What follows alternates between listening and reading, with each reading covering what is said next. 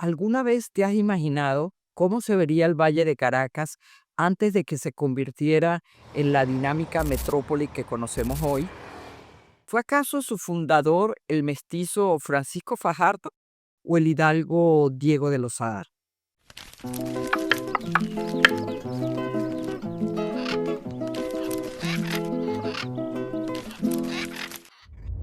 En este video, para responder estas y otras preguntas, recurriré a un par de obras, quizás las más antiguas que existen sobre este valle, escritas además por personas que vivieron los hechos. Obras que por su valioso contenido han servido de fuente a innumerables escritos y publicaciones que encontramos actualmente sobre la tan celebrada ciudad de Caracas.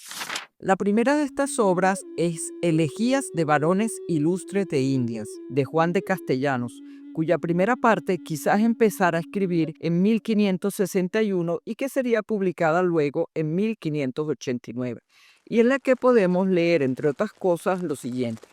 por montes, por sabanas, por otreros, por donde quiera que sus pasos el hombre guíe, hierve la gente como hormiguero, tanto que no veréis cosa vacía, gentiles pescas, grandes zonas de caza, tierras de bendición, tierra sana. Hay minas de oro, mantas, hamacas, desde Cojedes hasta los Caracas. La segunda obra es más bien un documento, menos ambicioso que la extensa obra poética de Castellano, pero en este documento se da respuesta a un cuestionario elaborado por el Consejo de India y que, según cédula real, debían responder los funcionarios al servicio de la corona.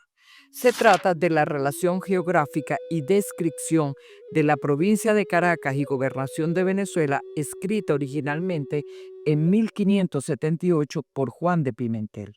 En esta relación, su autor afirma, entre otras cosas, que para 1570 vivían en el Valle de Caracas aproximadamente menos de 100 españoles y unos 7.000 u 8.000 indígenas, y que tiempo atrás estos habían sido muchos, muchos más, coincidiendo con Castellán, pero que las enfermedades y guerras con los europeos habían disminuido drásticamente su población, asunto que nuestra historia pocas veces ha tratado con propiedad. En su descripción, Pimentel señala que se trata de un valle de verdes sabanas en la que se destacan las ceibas, samanes, yagrumo, palmas y muchos árboles frutales. Verdes sabanas interrumpidas y cercadas por selvas que nacían al pie de monte y ascendían las montañas, siguiendo el curso de las quebradas. En sus orillas crecía una vegetación tupida, hogar de distintas aves y pajarillos, colibrí, loro, guacamayo, tucanes de majestuoso vuelo y también muchos amuros como los que vemos hoy en día, a los que se sumaban pumas, jaguares, báquiros, venado, lapas, monos, osos, hormigueros y otros animales propios de la región. En las laderas de las sierras y sabanas y a las orillas de los ríos y quebradas, entre esa vegetación tupida, además de los sembradíos indígenas, encontramos una planta que crecía silvestremente, una planta de la que tomaron su nombre los indios Caracas y Guarena. Retrocedamos entonces hasta finales del siglo XV, un poco antes de que las obras de Pimentel y Castellano fueran escritas. Para entonces, Colón ha realizado 3 de sus viajes y aún los españoles no tienen muy claro a dónde han llegado. Evidentemente, no se trata de la India, que era su destino. Tampoco saben a ciencia cierta si se trata solo de islas o tierra firme, pero definitivamente no saben que han llegado a un nuevo y extenso continente, nuevo para ellos, por supuesto. Por otra parte, la corona española comienza a dudar de las maravillas narradas por Colón, por lo que antes de que termine el siglo autoriza nuevos viajes a fin de obtener más información sobre estas tierras, lo cual sirvió también para alimentar las rencillas e intrigas entre estos buscadores de riquezas. Es así como en 1499 llega hasta nuestras tierras Alonso de Ojeda y sus ilustres acompañantes, entre ellos Juan de la Cosa, quien elabora el primer mapa que muestra los territorios alcanzados por los navegantes españoles en dichos viajes. En su recorrido por esas costas del territorio que hoy conocemos como Venezuela, Ojeda obtiene información sobre el Valle de Caracas y otras regiones de tierra firme adentro. pero sigue hacia occidente hasta la península de La Guajira y de allí se dirige a Santo Domingo. Ojeda lleva consigo una buena cantidad de oro, perlas y un grupo de indígenas que ha capturado como esclavos. Al llegar a Santo Domingo, Ojeda tiene una serie de enfrentamientos con los seguidores de Colón, lo que tiene como resultado la muerte de varios de sus hombres y de los seguidores de Colón también, y una merma de lo que había sido su botín hasta el momento, por lo que regresa a España maltrecho y con menos riqueza de las esperadas, pero con los informes que le había prometido a la corona. Más tarde, ya entrado el siglo XVI, Domingo Velázquez, un vaquiano de los antiguos de Cubagua, da noticias de haber avistado el valle desde una de las lomas de la cordillera del interior, lo que ocurriría, según las crónicas de Castellanos, entre 1531 y 1532. Pero, ¿qué vio este vaquiano? Suponemos y nos imaginamos ese extenso y hermoso valle descrito por Pimentel, bordeado al norte por la imponente sierra Guaraíra Ripano, como la llamaban los indígenas según él señala en su relación, sierra que separa el valle del mar Caribe y en la que se destaca el Cerro El Ávila, que entonces no se llamaba así. Al sur podían verse una sucesión de colinas, ríos y quebradas. El río Guaire, que atraviesa el valle en su hondanada, no era la corriente contaminada que hoy conocemos, sino un río caudaloso de aguas cristalinas que desembocaban en el río Tuy. Se trataba realmente de un lugar hermoso, de tierras fértiles, pero Velázquez y sus acompañantes buscaban oro, y aquí no parecía haber oro, pero sí una aguerrida, bien organizada y numerosa población, por lo que siguieron de largo. Esa gente que según Castellanos hormigueaba por estos lados eran en su mayoría pueblos de lengua y cultura caribe, quienes conocían y practicaban la agricultura, el tejido y teñido de algodón con el que elaboraban sus hamacas, así como el procesamiento de otras fibras vegetales, también la talla de madera, la alfarería y la orfebrería.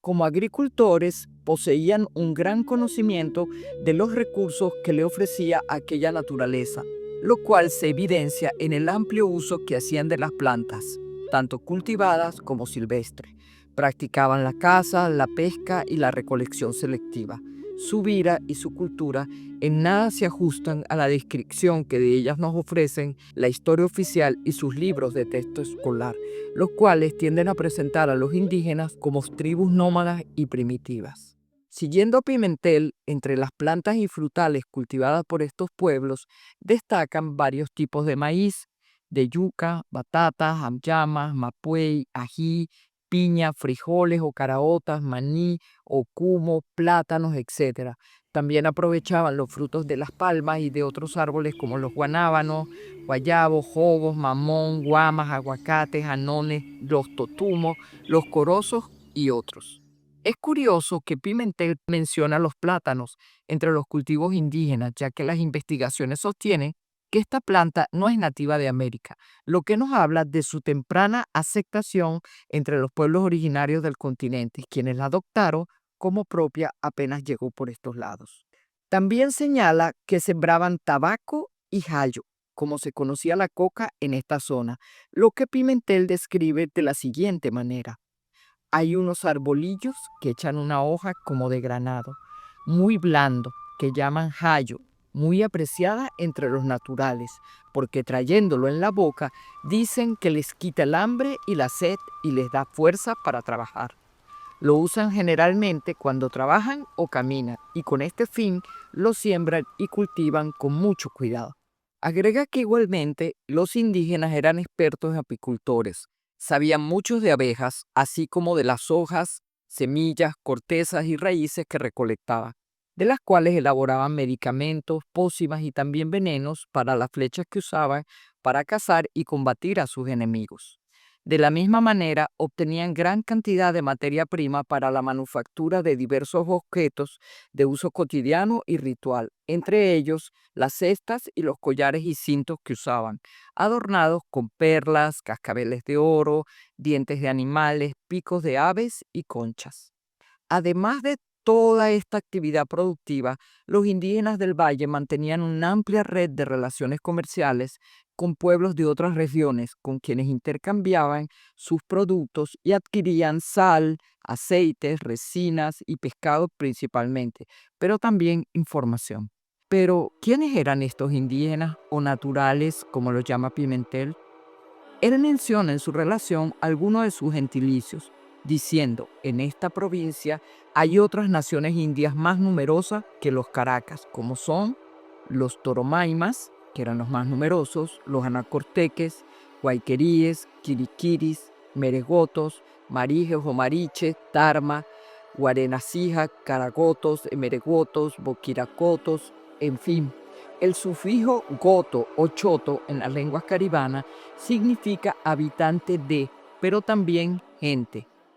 Señalaba además Pimentel que dichos pueblos se entendían con los de la costa y entre ellos con una sola lengua, la caraca, la cual les era comprensible a todas estas naciones. Lengua que, a pesar de haber desaparecido hace ya muchos años, es actualmente objeto de un interesante proyecto de revitalización.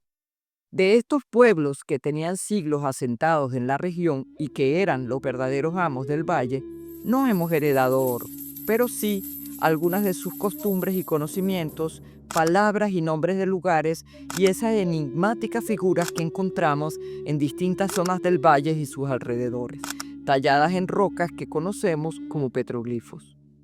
Pero, ¿qué pasó en 1555? En mi opinión, este fue el inicio del fin de muchas de estas naciones, pues ese año Francisco Fajardo, el mestizo, logra comprobar resistencia de minas de oro en los alrededores del valle, y con ello se aceleraron los cambios que ya estaban experimentando estos pueblos desde que en 1498 se iniciara la explotación de perlas en la isla de Cubagua por parte de los invasores. Aunque es posible que estos cambios comenzaran antes, con el segundo viaje de Colón en 1493, cuando a su llegada se desataron las primeras epidemias de viruela y fiebre porcina, de la cual el mismo Colón fue víctima. Enfermedades que se convirtieron en las principales armas de guerra en su empresa de conquista. Recordemos que los indígenas mantenían un intenso intercambio comercial entre las islas del Caribe y tierra firme, y que estas enfermedades, sumamente contagiosas, se propagaron con una velocidad impresionante entre ellos. Francisco Fajardo había nacido en la isla de Margarita, hijo de una guayquerí y un español, y estaba emparentado con el cacique Naiguatá y con el cacique Charaima, abuelo de su madre, de gran prestigio en la isla. Sin embargo, no se valió de esta circunstancia para tener provecho de las minas de oro, sino que quiso hacerlo a la manera del conquistador, con apoyo y recursos de la administración de la corona, teniendo como ventaja el hablar bien varios idiomas indígenas, además del castellano. Con esta finalidad, y después de muchas gestiones y acuerdos, Fajardo sale del Tocuyo en 1559 con gente y ganado para iniciar la conquista del centro. Al llegar a la costa, funda el pueblo del Collado en honor al gobernador Pablo Collado, su financiador, desde donde abre operaciones. Pimentel señala en su relación que Fajardo inicia su entrada en Caracas en 1560 y que además contaba con la autorización de repartir encomienda entre los españoles que le acompañaban. Fue así como Fajardo se estableció en el valle a orillas del río Guaire, un poco al estilo de lo que los españoles llamaban eufemísticamente fundaciones, pero que se sepa no estableció cabildo, pero sí un hato de cuyos productos se abastecían él y sus hombres. La resistencia de los indígenas y los conflictos entre los encomenderos fue tal que las autoridades le enviaron como refuerzo a Juan Rodríguez Suárez, quien murió a manos de Terepaima junto a sus hombres en un enfrentamiento con los indígenas, obligando a Fajardo y a su gente a marcharse, tanto del valle como del pueblo del Collado donde estuvo preso, por lo que la zona sigue siendo controlada por sus pobladores originarios. En su relación, Pimentel agrega que en 1567 Diego de Lozada llega a Caracas con 136 españoles. Otros autores dicen que eran más y que contaba con un ejército de indígenas contrarios a los del centro. Su objetivo era reedificar los dos pueblos donde los indígenas y sus aguerridos caciques, entre ellos el renombrado Guaycaipuro, los habían expulsado en 1561. Según se desprende de lo anterior, Losada no fundó ninguna ciudad, sino que reedificó o repobló los dos enclaves que los indios habían destruido y que luego fueron conocidos como la Villa de San Francisco y el pueblo costero de El Collado, al que Losada llamó Nuestra Señora de Carballeda en honor a la patrona de su pueblo natal. Pimentel repite esto en su relación varias veces, lo que luego es reiterado por Pedro Ponce de León, gobernador y capitán general de Venezuela, en una carta que escribiera al rey fechada el 15 de diciembre de 1567. Pero en los años 60, el afán modernista y europeizante de la élite política y cultural de Caracas, capital de la República desde que Pimentel lo estableciera así, y centro de poder económico desde entonces, incentivó el interés de celebrar por todo lo alto los 400 años de la llamada Fundación de Caracas.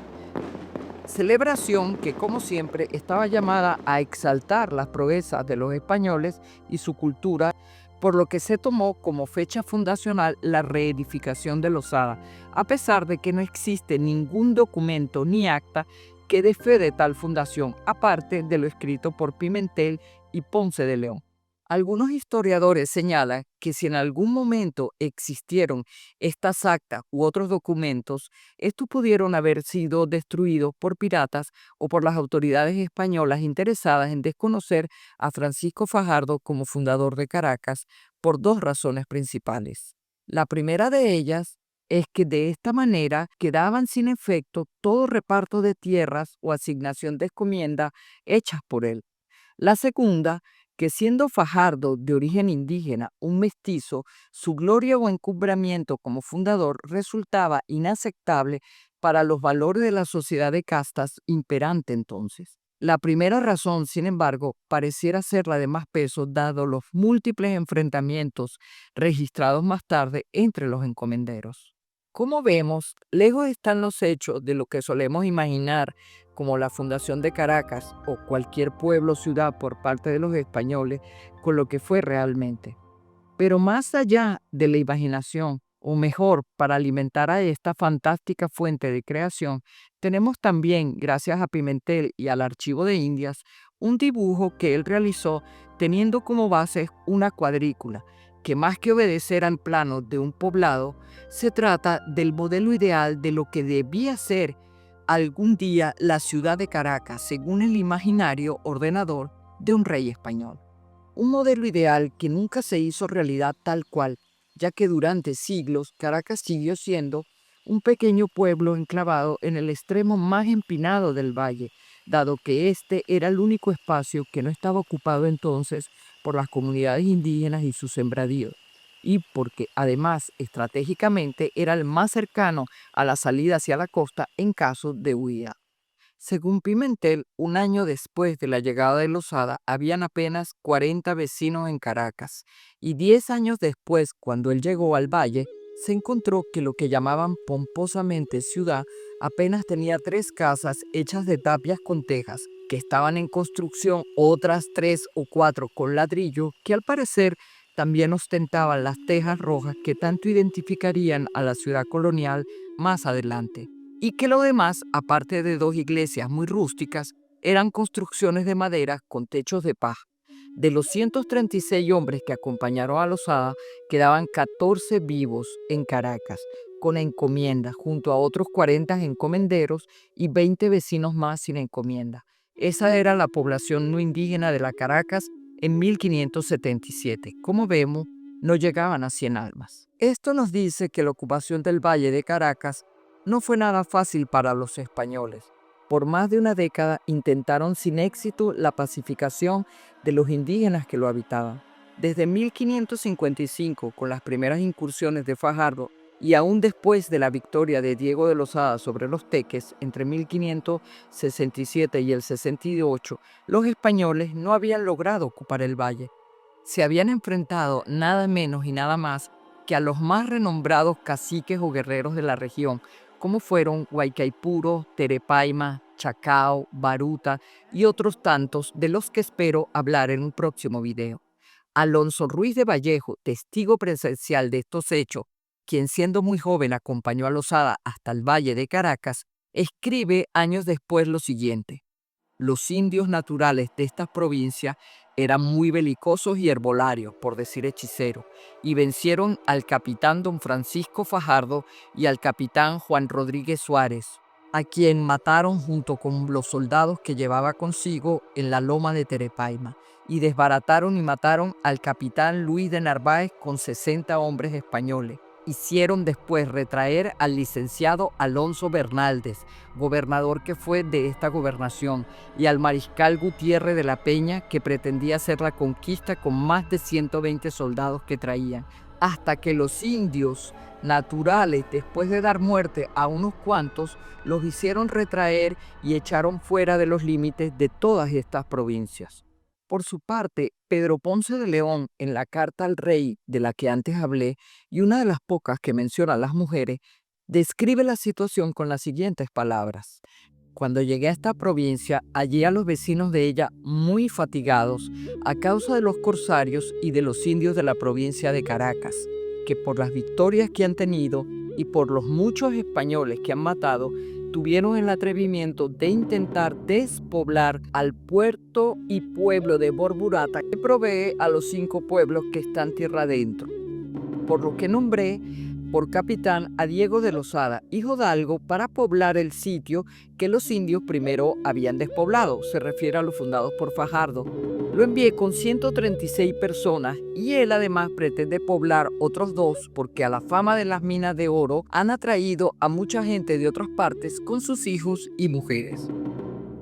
Es bien sabido que la historia tradicionalmente presenta la invasión y ocupación de estas tierras como la hazaña prodigiosa de un puñado de valientes conquistadores que lograron dominar con sus armas de fuego, su ingenio y sus caballos, en nombre de Dios y de Castilla, a millares de seres primitivos y salvajes. Pero una sola lectura de las crónicas demuestra lo contrario. Pasada la sorpresa y confusión de los primeros encuentros, la resistencia de las poblaciones indígenas no se hizo esperar. Su lucha fue encarnizada y sistemática a partir del momento en que son víctimas de la codicia y crueldad de los invasores. Esta resistencia, decidida, valiente y a veces hasta suicida, de hombres y mujeres que luchaban contra las armas de fuego, los caballos y los perros amaestrados, cebados en indios, cosas de gran crueldad que los despedazaban bravamente, no ha sido suficientemente estudiada en nuestro país. Por otra parte, podemos afirmar que no fueron las armas las que vencieron a los indígenas, ni fácil su sometimiento, ni breve el tiempo de lucha. La verdadera causa de la desaparición de millones de personas en Venezuela, así como en el resto del continente, fue la viruela y otras enfermedades traídas por los españoles como la gripe, el sarampión y la sífilis, ante las cuales los indígenas no tenían defensas inmunológicas, diezmaron poblaciones enteras en pocos años y lo han seguido siendo a lo largo de estos siglos. Pimentel ofrece en su relación valiosos datos al respecto, señalando además que las guerras continuas y el trabajo forzado en las encomiendas fueron otras de las causas de la significativa disminución de la población indígena en la provincia de Caracas. En 1723, 145 años después de la relación de Pimentel, José Oviedo Ibáñez, un vecino de Caracas, en su historia sobre la conquista y población de la provincia de Venezuela, escribe al referirse a los indígenas mariche lo siguiente: colindaba esta nación con el Valle de San Francisco en Caracas por la parte del oriente, ocupando 10 leguas de tierras altas y dobladas de un temperamento templado. Numerosa entonces la población mariche, dividida en diferentes pueblos que habitaba y hoy tan totalmente destruida que solo ha quedado el nombre que mantiene la provincia para que en las cenizas de su ruina acuerde a la memoria de lo que fue. Es difícil imaginarnos entonces el impacto que tuvieron estas devastadoras epidemias, el terror y la incertidumbre que produjo tal mortandad no solo en la población de Caracas. Murieron sus sabios y sus guerreros, sus matronas y yerbateras. Se destruyó el tejido social, las redes de intercambio. También se rompió la transmisión de conocimientos de una generación a otra. Desaparecieron comunidades y poblaciones enteras, tal como lo dejaron escrito estos funcionarios de la corona que he mencionado. Coincidiendo con la relación de Pimentel, otros autores sostienen que la palabra Caracas proviene de una hierba muy apreciada y consumida por los toromaimas, que como sabemos era la población más numerosa en el Valle de Caracas, y quienes además eran conocidos y tratados por los españoles asentados en la isla de Cubagua, quienes en sus expediciones a estas costas entre 1528 y 1540 para capturar esclavos, se hizo usual el uso de esta palabra para reconocer esta zona central del país. Sin embargo, Pimentel señala algo muy importante en su relación a la que poco caso le hemos hecho. Él dice lo siguiente: el asiento de esta ciudad se llama en nombre de indios Catuchacuao y tomó este nombre de un arroyo pequeño que pasa junto de ella que se dice Catuchacuao, y arroyo tiene este nombre por unos árboles que se llaman catucha, y en otras partes como en Santo Domingo y Puerto Rico se llaman guanábanos, y la fruta guanábana y cuao es quebrada o arroyo que lleva agua, y este nombre tratan los naturales como si dijeran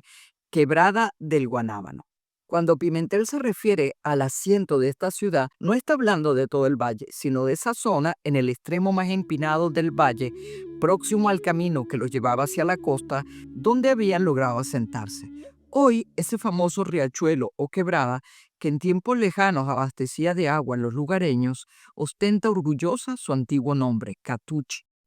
Y sobre su corriente embaulada encontramos un puente de triste fama llamado Puente Guanábano o del Guanábano. También está el puente más antiguo de la ciudad, el de Carlos III, construido entre 1772 y 1784, unos 200 años después de que Pimentel estuviera por esos lados. Pero aparte de Caracas, Tuy, Guaire y Catuche, aún usamos otros nombres o topónimos de origen indígenas, como son Baruta, Catia, Chacao, Paracoto, Los Teques, La Ceiba, Maiquetía, Naiguatala, Guaira, Tacoa, Tarma, Uricao, Anare, Camurí, Mariche, Macarao, Guatire, Guarenas, Guayabo, Tocome, Caruata y Yanauco, entre otros. También hoy caminamos por una ciudad que se levanta sobre aquellas tierras ancestrales, pero aunque los edificios ocultan los antiguos montes y las avenidas cubren los senderos indígenas, la historia sigue ahí. El Guaraíra Repano sigue pie, testigo silente de aquellos días. El Guaire, aunque malherido, sigue fluyendo, y en los nombres de nuestras calles y muchas plazas, en las palabras que usamos y en las leyendas que oímos, quedan rastros de aquel mundo perdido. Es nuestro deber recordar que antes de la invasión, Caracas ya tenía dueños, quienes la ocuparon durante milenios y la defendieron con valor. Y aunque la historia intentó borrarlo, su memoria sigue viva y para ello ha servido una hierba.